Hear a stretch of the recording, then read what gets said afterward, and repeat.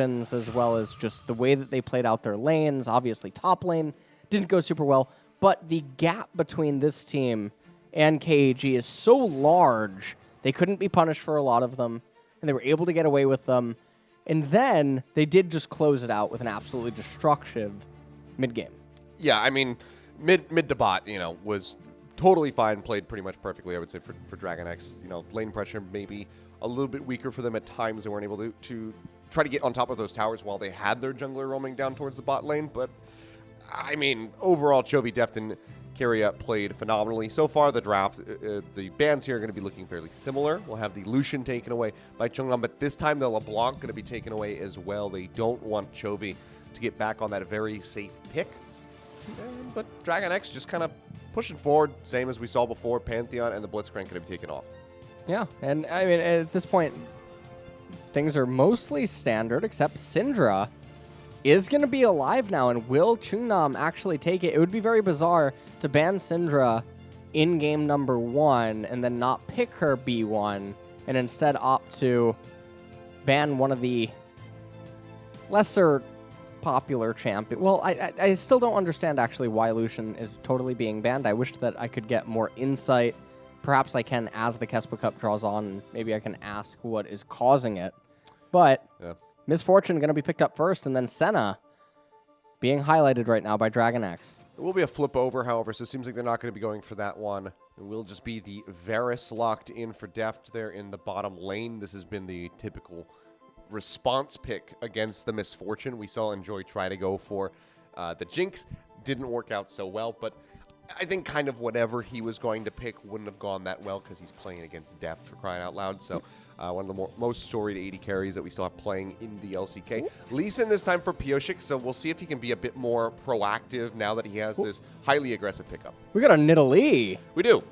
Actually coming in. I think the last time I saw Nidalee was Cuz ended up playing it and carrying a game, but Nidalee is not normally a champion that you see in competitive. It's so hard to pilot her against a competitive team and then make it work, as opposed to solo queue. It's going to be paired up with the Renekton, so I guess they can have a little bit of synergy there. If he lands the stun, Nidalee can land the spear without any struggle going on. But Quinn coming in now to counter the Renekton, so that's going to make things a little bit difficult as we move to the bans now. Morgana being banned away.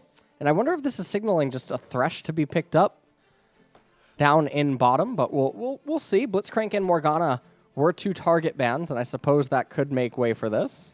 Yeah, we did see the Thresh banned by Chungnam last time, so do they ban it again to keep that out of the hands of Keria? Because, I mean, now you kind of have to choose, do you want to get rid of the Leona or the Thresh? Seems like he'd be able to play both of those very easily, already proving himself with that Leona. But I'm not looking forward to that top lane for meaning's sake. The Quinn is just going to harass the ever-loving hell out of him. Tom Kench will be taken off the board, so looking to get rid of those, hook deniers in the support role. So Thresh very well could be what DragonX is alluding to. Or they're trying to bait Chungnam into a ban. Yeah, and the Braum being banned away. We'll see what they're going to round this out with. It's going to be Syndra. Okay. So Thresh is available. Yeah. And there's the hover. Yeah, there's the Thresh pick. All right, so it seems like DragonX just kind of, very well engineering this draft, getting exactly what they wanted with that Thresh. Maybe they're going to end up picking up Nautilus here for KG.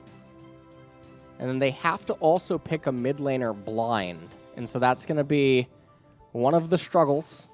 Yeah, so we'll just be the Nautilus and try to get somebody a bit tankier there in that mid lane. But this, it could be Cassiopeia. Could end up coming in blind. Sure, yeah. There's not... I mean, Chovy probably would respond Orianna, but instead they're going to Aurelia. So the only source of magic is actually going to be that Nidalee. They do have dual stuns for the Nidalee to land, but the Aurelia blind is definitely very bizarre. There's a lot of ways that DragonX can respond to this Aurelia. Obviously, there's just the option of going the Lissandra if they would want it. They're hovering Pike and then Fizz, but both of those not really going to be too popular. And okay, they're going to go all AD. Yeah, they have no attack power. Or no ability power, sorry. No well, AP. Thresh steals, I mean, well, Thresh steals obviously some magic. Varus, I can't imagine that they would go AP Varus. It's obviously not very good. They could maybe go on hit Varus with the Wit's End and with Guinsu's and obviously deal quite a bit of damage there in terms of magic. So it's not like Varus doesn't deal some bits of magic, but definitely a little bit surprising. It makes Ninja Tabai really powerful. Zanya's Hourglass for the Nidalee later on is going to be really massive. And with a team composition like this, if KG can roll Mountain Dragons into a Mountain Soul or something, it would be really good. Yeah, having the resist would be absolutely huge for them. So, I mean, again, another very interesting draft coming out from the side of DragonX. And I think this certainly caught KG Chungnam off guard a bit. Now we'll have that Renekton going into the mid lane with the Aurelia up top. Quinn here for Doran. We'll see how he fares going up against that Aurelia. And whether or not Chungnam will be able to find a victory here and take us to that third game. We're going to find out as we go ahead and jump back onto the Rift and see if this is going to be a closeout or if we have a series on our hands.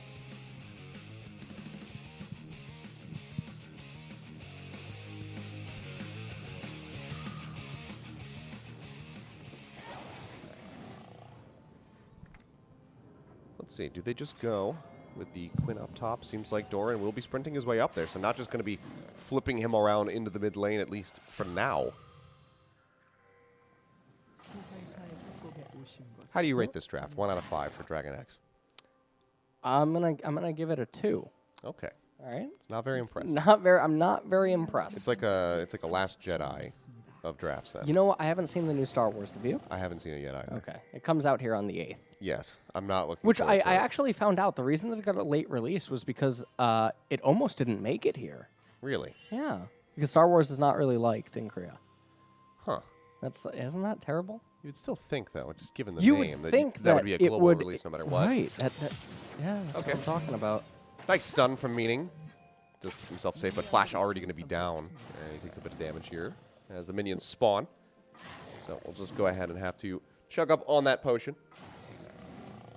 Well, we're going to have to see what ends up happening now. Obviously, Aurelia not having that flash available up there in top lane could spell disaster against the Quinn. Yeah, when there's a Lee Sin as well, it's going to be ganking you. That is just kind of catastrophic. Looking for a blue takeaway, though, here into DragonX's jungle. So we'll just go ahead and set up for Magong to go ahead and take that away from the Lee Sin. Not going to be the greatest loss for him. We'll see if he wants to just go ahead and counter invade. They're going to be spotting this out now, so should know that the blue buff is gone, so that can allow for Pioshik to just go ahead and rotate over into Magong's jungle. The other thing about this right now is the bottom lane starting off a little bit defensively, but Nidalee did invade the blue side. Obviously, DragonX aware of this, so Lee Sin's going to do red to blue. And also, the removal of Rubber Band XP does mean that there's not as many mini-games that you can play early on inside of the jungle with leaving certain camps intentionally. As Nidalee already with a 3-camp clear, going to actually just recall. We'll see now if Magong is actually just going to path up into top lane. I think you kind of have to anticipate that they're going to be setting up for a gank, given the Meaning lost out on that flash. So should have some inkling of an idea that the Lee Sin will want to hover around that side of the map. So far, he's still in mid. Has a lot of damage is going to be coming out, Meaning very dangerously close. Sliver of HP. Yeah. Here comes Pioshik. He's spotted out. Needs to land that Sonic Wave, and he does so. And so there's a Resonating Strike. There's the first blood, and he'll just go ahead and dash his way out. So already a much better start for both Doran and Pioshik. Well, it's Chovy up there. Oh, you're right. Chovy did swap lanes. They did but swap away. I really liked the discipline from Chovy. He easily had the kill onto the Aurelia, but ended up actually letting her live just so that Lee Sin could come up there and partake in it. So a lot of value able to be achieved. Not getting jumped on, though. Needs that extra bit of shielding coming through. The Sliver might just be enough, and now the turret shot comes through, so Pioshik will be able to find the second kill. Dashes forward off the ward. Stun will come in, so Meaning will be able to retreat safely. But Pioshik re-arriving, saving Chovy's life so such a thin margin to try and keep him alive, but fantastically done. Now, this is going to be a nightmare for the top lane matchup, as things are just going to continue to get worse for the Aurelia from this point forward. Yep. As Deft and Kyria taking a really heavy trade. And this is one of those lane states that when you end up seeing it, you have to wonder, well, how did it arrive at this point? With CMF has virtually no mana, but the speed at which the crash is happening isn't obviously ideal. We see this trade end up taking place. Chovy trying to go for the riposte. And then he ends up flashing away last second. Italy hops on, tries to go for a kill. LoL there just in time. Meanwhile, in the bottom lane, looking for an extra bit of aggression here. Pyosik not wasting any time. Comes down to this bottom lane, nearly takes out Enjoy, drains him of his mana, and that's going to be both flashes down for the bot lane of Chungnam. And the thresh hook there at the end from Kyria, not able to connect. They're going to be wrapping around the backhand side here of this little alcove, trying to set something up, but you can see them just staying in behind the minions, trying to keep it as safe as humanly possible. So Def now will go ahead and show himself, and they can kind of assume that everybody else is waiting in that brush, so I don't think Chungnam is going to allow them, themselves rather, to get in a position where that hook could connect. Fiora crashing the wave right now, not really achieving too much outside of that, though. Perhaps actually even had an opportunity to just recall and get back to lane, and would have had a wave coming in, but instead we have some action down here, but Nautilus misses, and Italy not going to be able to follow up with anything. And also, I want to point out LoL's CS score right now. He only has 3 camps with the Tiamat. A little bit of a sinner, but he's going to be completely fine with the Tiamat. He's going to actually be able to keep up with Nidalee in power farming, if that ever ends up occurring. Nice cancel right there from Doran. Yeah, just jumping back. Make sure he can't get stunned up, so we'll be able to walk away scot-free there in that mid lane. Also worth noting, we'll be an Infernal to start us off, so we'll not be seeing that potential Infernal stack coming in with the Dragon Soul.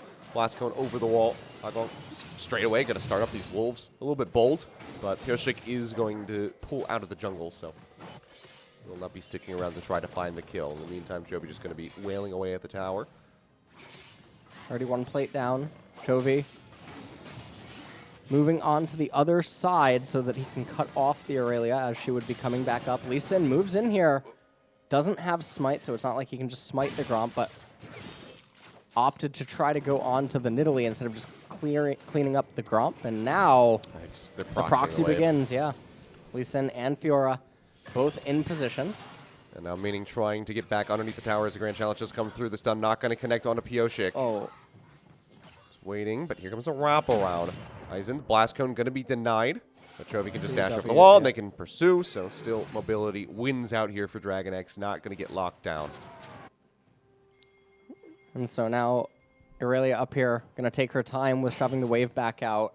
Almost getting 2-to-1 right now in the CS department. Fiora recalls, now has a Tiamat for herself, as it looks like a level 4 Nidalee is going to try to invade on red, but this is obviously pretty disastrous. Renekton is here for her as well, but Quinn's able to be there at a moment's notice, but instead just going to actually concede this as Nautilus is in mid, trying to crash the wave, and now it's looking like they maybe want to try to do a dive, but they have to know that LoL's in close proximity.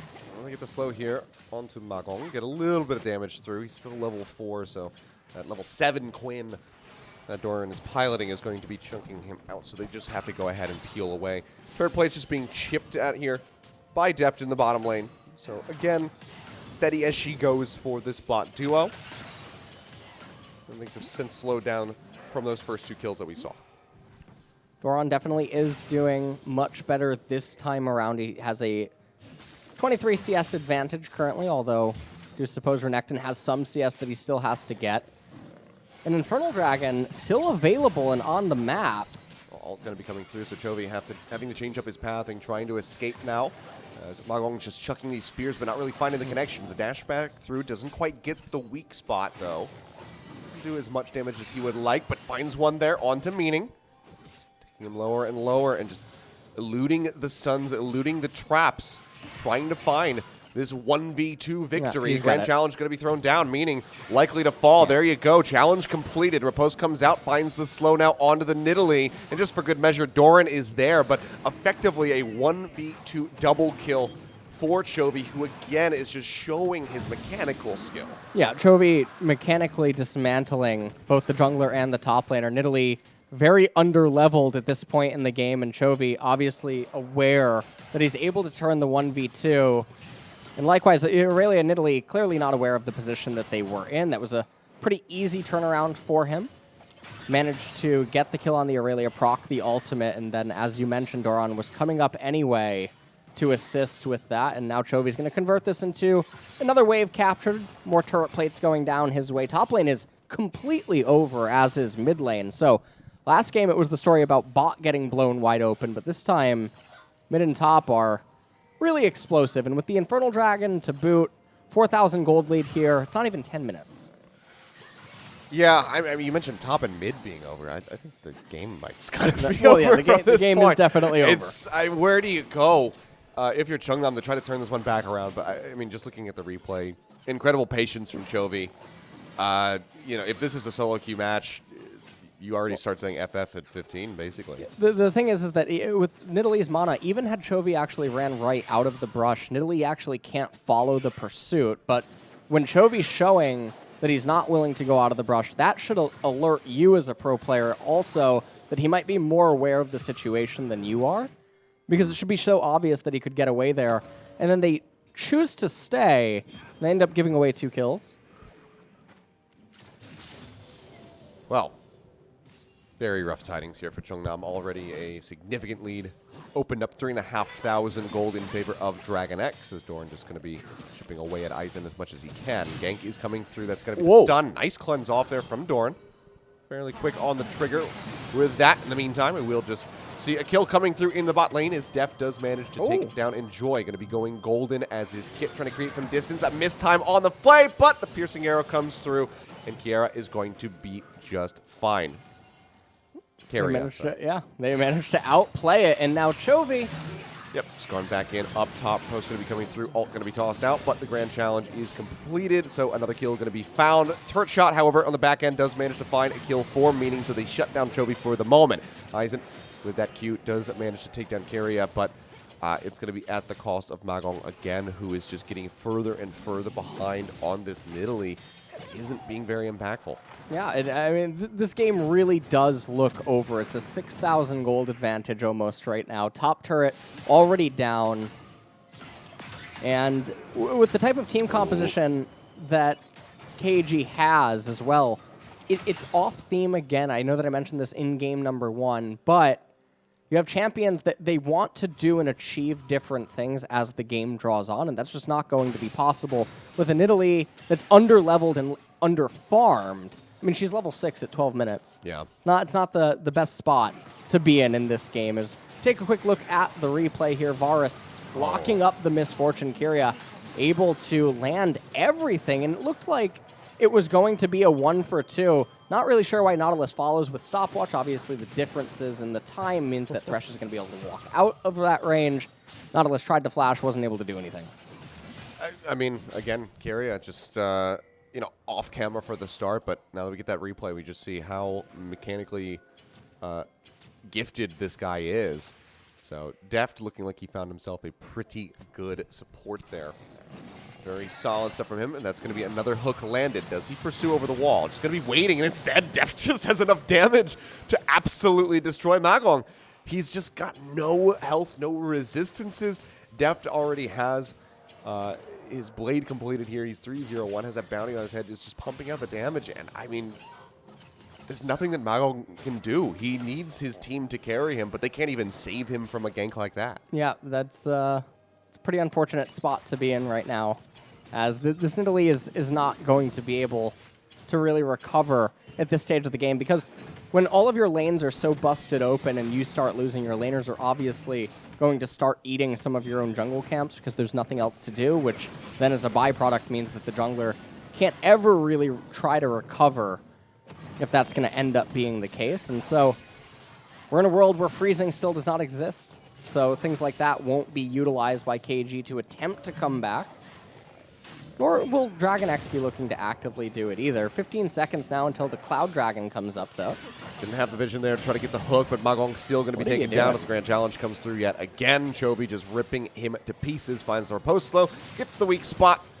Aizen trying to retreat as best as he possibly can, will pop the ultimate, but it does not do anything for him. The box comes through in the back end of the hook, and now Kit has put himself in a very dire spot. All he wanted to do was help out his teammates, but he's not allowed to do that. What? Gets taken down, and yeah, we had him joy die at some point. So I'm sure we'll have a replay and find out what happened in the mid lane. All right, well, hopefully a replay is going to show us, as looks like ULSAN going to raise that top tier 2 turret, as this is sort of what I was talking about earlier on, Aurelia. Now going to be eating the golems of Nidalee, but this game is completely over. So. Oh, yeah. I feel like I'm watching a Michael Bay movie. It's like this thinly veiled plot that we're trying to follow along with, but it keeps cutting away to just random explosions that are happening on the sidelines, and then it cuts back to the thinly veiled plot, and you're like, okay, I'm trying to follow this, but I don't know how everything is transpiring. Well, we got 30 seconds until FF at 15 minutes is available. Whether or not KG is going to go with that line, I'm not quite sure, but it is something that is interesting to point out. We actually haven't had a surrender in a very long time, but this is definitely one of the games that could fit the criteria.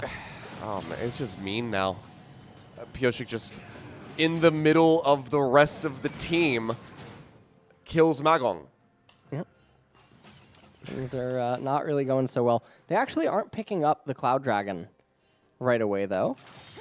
And this is the thing that happened in game number 1 as well. So maybe this actually is intentional. Maybe this is on purpose, waiting for the opponents to take the second dragon so that they can have a soul of a dragon, but also have 3 charges of it. That would be the only thing that could actually make sense in my mind. And maybe it genuinely is intentional. I definitely think it was for game 1, but I don't know. I don't think that's the case for this one. I think they just say, you know what, we don't need the dragons. We don't need the dragon soul. Just leave it. Why waste the time picking it up? Just kill them instead. Well, I could be wrong, but that's how I'm feeling, especially after watching Magong get killed in the middle of a 1v5. And now Kit just, I mean, like, you know, well, just letting Def get the kill. It's a pretty good thing that him. we're actually not on Twitch, because I'm pretty sure this game would violate TOS with what is actually transpiring on the screen. So look, I mean, come on. Like, Chovy knows, dude. He's just way too ahead. They know that they can't try to fight him. He knows that he's going to get out or he's going to kill them all, which is what's happening right now. Pioshik arrives. They take him down. Aizen's just trying to run away, but he's running straight at Dornan Carrier. So we've gone full Clown Fiesta. The Geneva Convention might, I'm not quite sure what is really going on this game. I don't know if they're going to actually be able to end pre-20, but it looks like they might be trying. They're in mid. Pioshik's fighting under the Nexus towers against the Nautilus, and he gets away. All right, well. What is happening? This is, I mean, well, it's dynamic queue now, so.